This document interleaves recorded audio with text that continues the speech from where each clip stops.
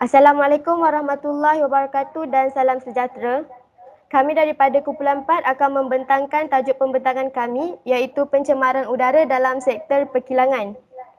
Terlebih dahulu, izinkan saya memperkenalkan ahli kumpulan kami iaitu dimulai dengan Nur Syazah Ayuni sebagai ketua kumpulan kami. Diri saya sendiri iaitu Nur Fahana Hanani dan ahli kumpulan kami yang lain iaitu Nurul Aiza, Hazira Hamdan, Sharifah Nur Afdalina, Nabil Ashraf dan Wan Afif. Okey, next slide seterusnya. Okey, seperti yang anda lihat,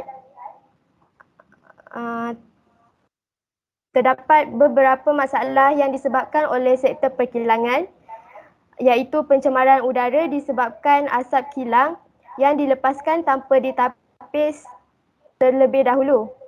Rentetan daripada masalah tersebut, pemanasan global semakin meningkat dan lapisan ozon menipis. Seterusnya, sisa toksik yang terlepas menjejaskan semua kehidupan di bumi. Seterusnya, objektif kajian kami adalah untuk mengenal pasti faktor-faktor berlakunya pencemaran udara dan untuk mengkaji impak industri perkilangan terhadap pencemaran udara. Akhir sekali, untuk mencadangkan solusi terhadap industri-industri yang terlibat bagi meminimalkan pencemaran udara. Terusnya saya akan mempersilakan saudari Aiza untuk membentangkan pembentangan selanjutnya. Sekian, terima kasih. Terima kasih kepada saudari Farhana. Seterusnya saya akan membentangkan hasil kajian soal selidik yang terdapat di bahagian A. Soalan di bahagian A merangkumi maklumat diri responden iaitu jantina, umur dan juga pekerjaan. Selepas kajian soal selidik dilakukan, sebanyak 60 orang responden telah menjawab soal selidik ini, iaitu terdiri daripada 50% adalah wanita dan 50% lagi adalah lelaki.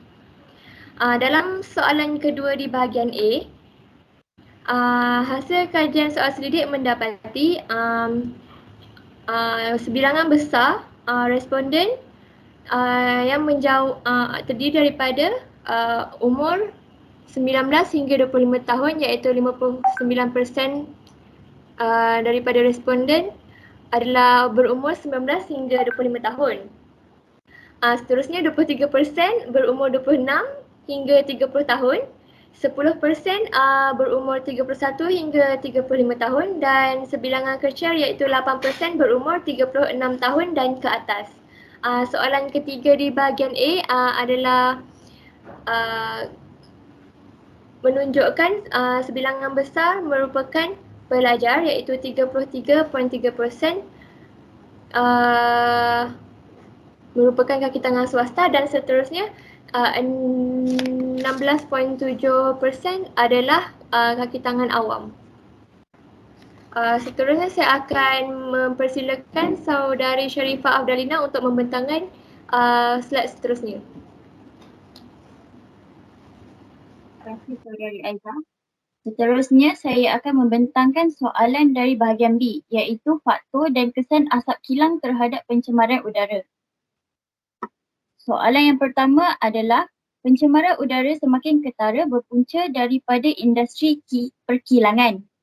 Majoriti responden iaitu 39 orang menjawab sangat setuju. Ini kerana asap yang tidak ditapis dilepaskan dari kilang mengandungi bahan kimia yang berisiko menyebabkan pencemaran udara seperti pencemaran udara. Soalan seterusnya, asap yang dilepaskan oleh kilang mengandungi bahan kimia yang beracun dan menyebabkan bacaan indeks pencemaran udara IPU semakin meningkat. Majoriti 39 orang responden menjawab sangat setuju kerana pengurusan sisa toksik yang tidak sistematik meningkatkan nilai bacaan indeks pencemaran udara. Seterusnya, asap-asap yang dilepaskan oleh industri kilang ke kawasan persekitaran menyebabkan penipisan lapisan ozon. Majoriti responden iaitu 40 orang menjawab sangat setuju kerana asap dari kilang berkemungkinan mengandungi gas-gas yang berbahaya seperti CFC, karbon monoksida dan sulfur dioksida. Untuk soalan selanjutnya saya serahkan kepada saudari Hazira. Terima kasih Afdal atas pembentangan itu tadi. Saya Nur Hazira dan saya akan menyambung pembentangan kita pada hari ini. Jadi untuk soalan yang pertama, untuk pernyataan yang pertama, asap yang dilepaskan tanpa kawalan menyebabkan fenomena jerebut dan pemanasan global. Majoriti responden iaitu seramai 43 orang yang mewakili 71.7% bersetuju dengan pernyataan ini. Untuk pengetahuan anda semua, asap yang dilepaskan oleh industri kilang terutamanya mengandungi bahan kimia dan biologi yang boleh menyebabkan ketidakselesaan kepada manusia jika asap tersebut dibebaskan tanpa kawalan secara bebas. Seterusnya, pernyataan seterusnya berbunyi pemanasan global disebabkan oleh peningkatan kandungan karbon monoksida dan karbon dioksida yang berlebihan di udara. Pernyataan ini juga mendapat persetujuan 44 responden iaitu majoriti responden sangat bersetuju dengan pernyataan ini. Peningkatan kedua gas ini di dalam atmosfera kita sememangnya membawa kepada pemanasan global. Ini kerana cahaya matahari yang dipantulkan bumi ke angkasa lepas dipantulkan semula ke bumi akibat penipisan lapisan ozon. Seterusnya, pernyataan pencemaran udara menyebabkan gangguan kepada ekosistem hidupan haiwan dan juga manusia. 46 responden iaitu majoriti sangat bersetuju dengan pernyataan ini manakala 13 orang mewakili 21.7% bersetuju dan 1 orang beranggapan neutral bagi pernyataan ini. Pernyataan ini hampir sama dengan pernyataan pertama yang saya bentangkan tadi, di mana pencemaran udara boleh menjejaskan hidup dan menyumbang kepada ketidakselesaan bukan sahaja kepada manusia tapi juga kepada haiwan dan ekosistem. Seterusnya, pelaksanaan undang-undang yang tidak ketat menyebabkan aktiviti perkilangan yang tidak terkawal semakin berleluasa. Majoriti responden bersetuju dengan pernyataan ini iaitu sampai 46 orang manakala 13 orang bersetuju dan 1 orang secara neutral. Saya sendiri juga sangat bersetuju dengan pernyataan ini kerana kita sebagai manusia kita sentiasa perlu hidup dalam peraturan kerana peraturan dicipta untuk mengatur dan menertibkan manusia. Pelaksanaan undang-undang yang longgar akan menyebabkan pengusaha kilang mengambil sikap sambil lewa dan acuh tidak acuh dalam pengurusan sisa udara kilang mereka. Jadi saya ingin menjemput saudara Afif untuk meneruskan pembentangan ini. Terima kasih. Hello, tes. Assalamualaikum. Boleh dengar ke? Boleh. Okey. Bismillahirrahmanirrahim. Ya, Assalamualaikum. Selamat tengah hari. Jadi saya Wan Afif, saya akan menyambung sesi pembentangan ini. Jadi di bahagian C terdiri daripada soalan objektif dan subjektif yang memerlukan pandangan dari sudut responden. Jadi untuk soalan pertama di bahagian C, pekerja dan pemilik kilang perlu mengikut SOP yang lebih ketat. Seramai 80% ataupun 48 daripada jumlah responden amatlah bersetuju dengan pernyataan ini. 11 orang ataupun 18.3% setuju dan selebihnya iaitu seorang 1.7% bersikap neutral. Okey, so untuk soalan seterusnya, adakah anda bersetuju bahawa kerajaan perlu memperkuatkan pelaksanaan akta-akta bagi sektor perkilangan? Seramai 48 orang responden ataupun 80% sangat setuju dengan pernyataan ini. 18.3% ataupun 11 orang bersetuju dan seorang bersikap neutral. Jadi akta-akta yang dibincangkan dalam topik ini, saya bagi contoh Akta Kualiti Alam Sekeliling 1974.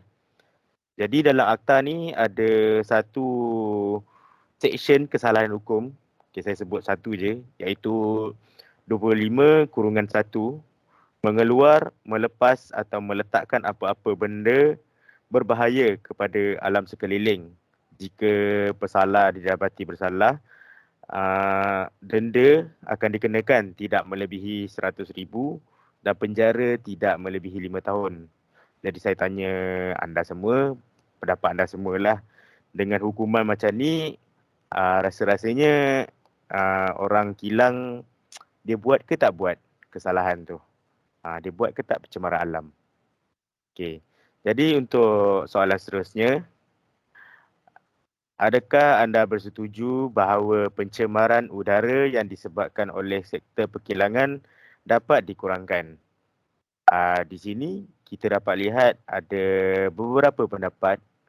Jadi 70% ataupun 42 orang bersetuju, sangat setuju dengan pernyataan ini. Selain itu, 12 orang ataupun 20% setuju, 2 orang bersikap neutral, 2 orang, seorang tidak setuju dan 2 orang amat tidak setuju.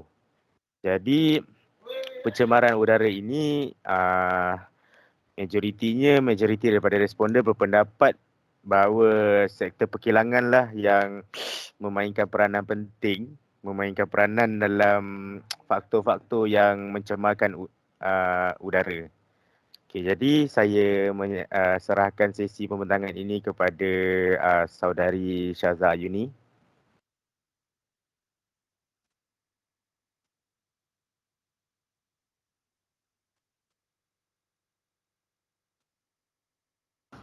Okey, soalan seterusnya adalah soalan subjektif mengenai pendapat, iaitu adakah penapis udara di cerobong kilang dapat meningkatkan kelestarian ekosistem, dan kebanyakan responden menjawab ya, iaitu penapis udara di cerobong kilang dapat meningkatkan kelestarian ekosistem kerana dapat menapis bahan kimia yang ada sebelum dilepaskan secara bebas ke udara.